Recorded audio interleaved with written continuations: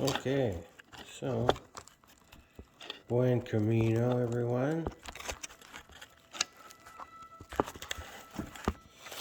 Mostly I make these recordings so if I watch them again a couple times, I can see how I could make a better decisions.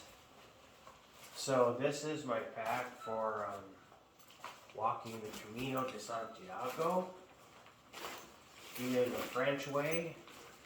But I'm going to put some serious variations on it, I think. If I'm walking alone, so that's my GoPro.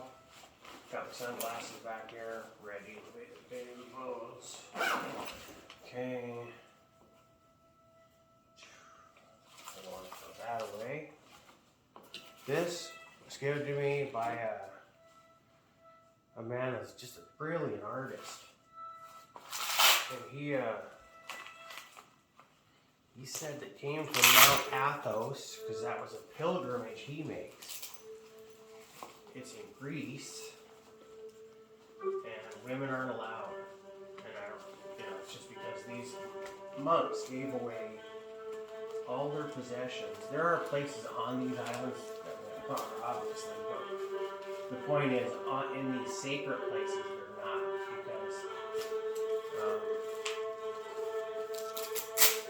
they gave away all their stuff at some point in their lives. And I don't know if women are distracted, men. But anyway, this oil came from there. And so when I pray for someone, I would think of them, that person, and I would say, God help her find her way. Then I draw a cross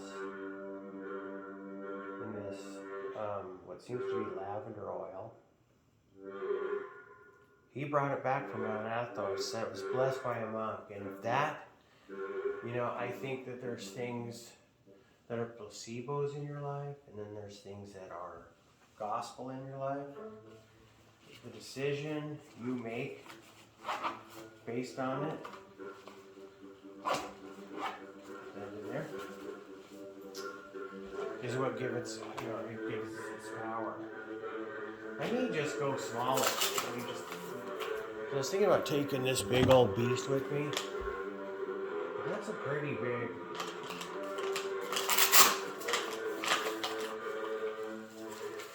addition to the pack. I know I drink a lot of water. I know it's going to be hot too. So, and this is my jerry can of water bottles, so that it's. So that's packed up. Really, I like to get a decent weight shirt, cotton shirt, for my thermal, and I may bring a thermal too, just for the initial stages. Now, my thought, during this Camino, I'm starting in Brest, France, and I'm flying from Paris to Brest. One in the pack, one on your back. And I'm going to take this stuff back out and tube it separate as my clothing switch. Maybe toiletries. Here is the wool blanket.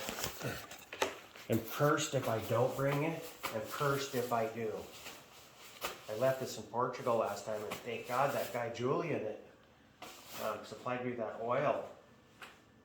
He went to the albergue we stayed in, and then mailed it back to me. It was pretty cool.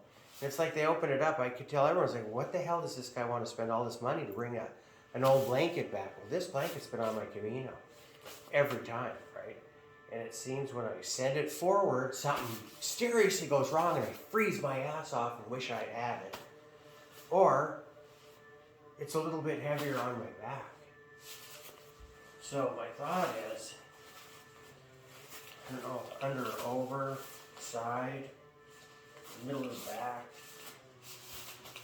It's a waterproof sack.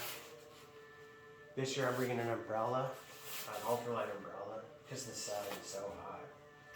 I might just string it off the bottom because there are these attachment points on the bottom. So it'll be down here.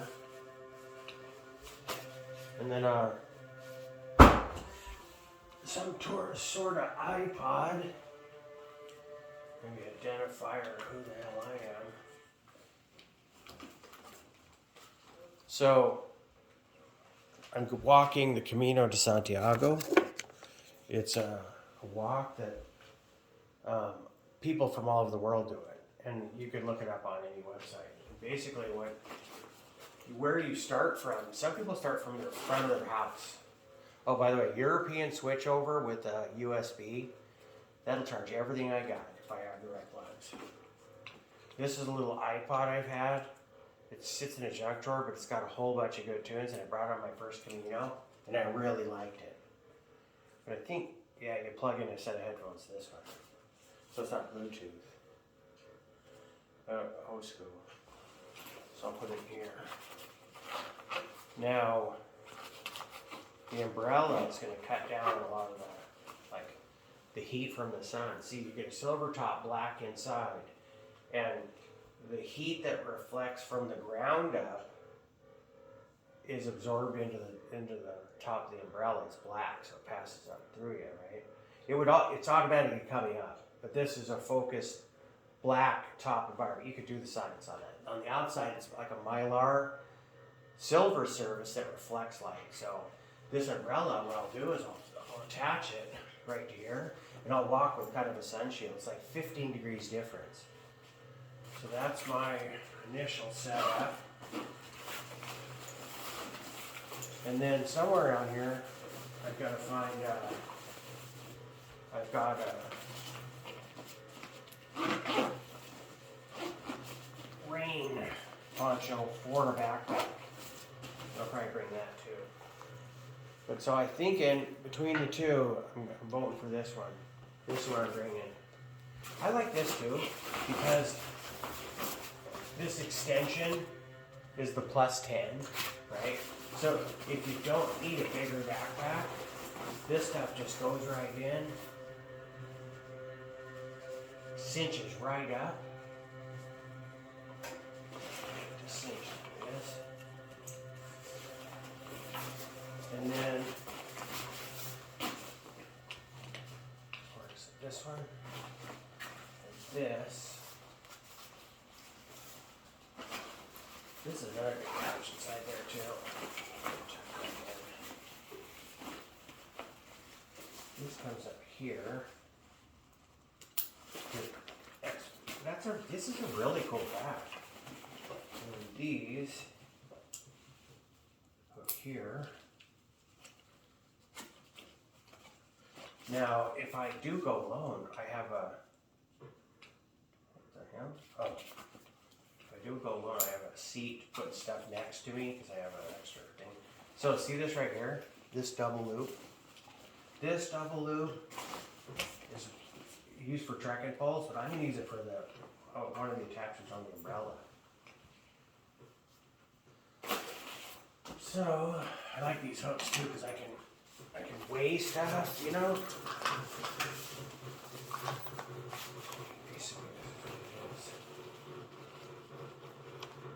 When I wore a younger man's clothes.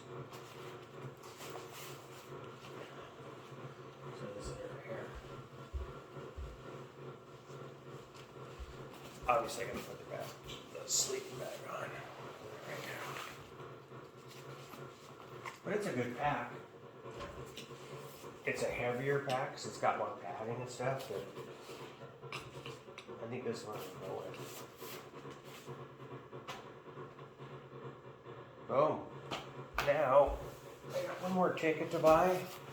That's from Iceland back to the United States, and that ticket is $415, right around there. Now, the fuel prices, I might want to get it in, but I'm still, just kind of skirting days because normally you get some good deals if you just keep your eye out. And that's what you're doing. You're just hiking plains, you know what I mean? You worry about layovers sometimes if it's too much, but most times it's just like you can jump planes.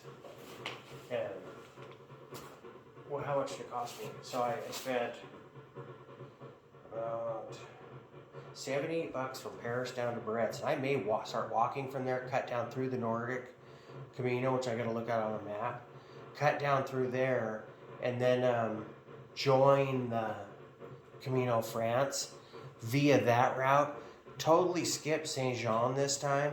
Totally skip Roncesvalles this time, because I think on the map, the way they change off is different. So I'll look at that. So this right here, somewhere down here, there's got to be attachment points, because I just don't like to, I can't have it just hanging off. We'll probably end up right up here.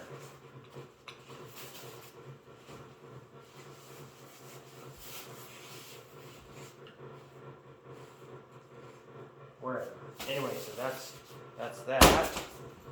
Now, here, let me show you some of the route stuff.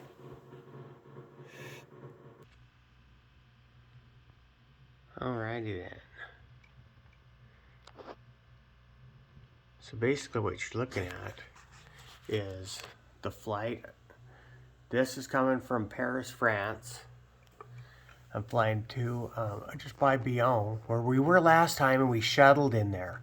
But this Barrett's, what I'm thinking is, see, that's right on the coast, right? If I was to cut down and go this route, just straight down like that, I don't know the route, but it would cut right past Saint Jean.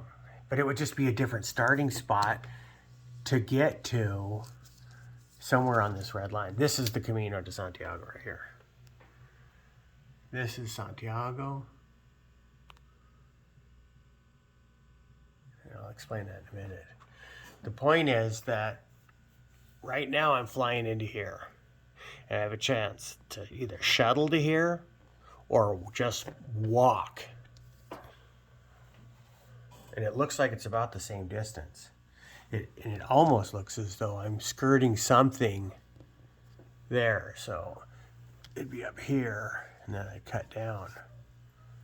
I'm definitely, I want to get past somewhere where I get to Pamplona. So I'll have to look at those towns right there. But I'm sure they have lodging. So, and then of course, my thought is to walk somewhere in this area in Spain. So this right here is where they, most of the pilgrims start, right? Here and here. And this spot is the closest place you can start and still get a diploma at the end. So a lot of people walk, it's like 110K, right? With me coming through here, I want to miss that altogether. And I'm thinking about catching a train here or a bus, right? And going across into Portugal and hit Porto or here, and then follow this way in. So this way starts it, and then this way ends it. And instead of going to Santiago, I'm just going to go right out to Muxia and Fisterra, right on the coast, the end of the world. I'm going to go there, these two places, because I'm going to walk that entire route. So it's going to be, I'm thinking Porto or close to it, right on the border of Spain. So it'd just be a quick bus ride to here, from here to here. Because I did like walking this last bit more than I did walking this last bit. But my point is I'm going to hit that on the way out. I may stop through it, get some provisions, and I'm going to keep walking right out to the ocean. And then on the way back, I'll have time to wait for the whatever vehicle of transportation I'm going to get. Last time we used a train, and it went from here to Madrid. And then we flew out of Madrid. And I'm flying out of Madrid this time to Iceland, and then Iceland back to the United States. But I have not booked this train ride. And I think it's a pretty common train ride. I don't know if I'll save a lot while I'm there, other than the language, that's got usually a difference. But it's worse, and not worse, it's worse for me because I don't speak French, to have them figure out what I'm saying than people in Spanish. Just because there's a basic, bagnole that everyone knows, some lingo, but I don't know any French. So that's on me. So anyway, last time we flew down to Alicante. And that was, we were exhausted. We were at that point slumming and bumming it. Got Brandon in on one of these albergues, snuck him in because we didn't have enough cash at the time. Because part of Kylie's cash card, the chip flipped off. So we were and then it just kind of started trickling. So we had enough just to do this and enough just to do this. And so we went back to the airport, slept there for a couple hours before our plane left. It was just one of those weird adventures. So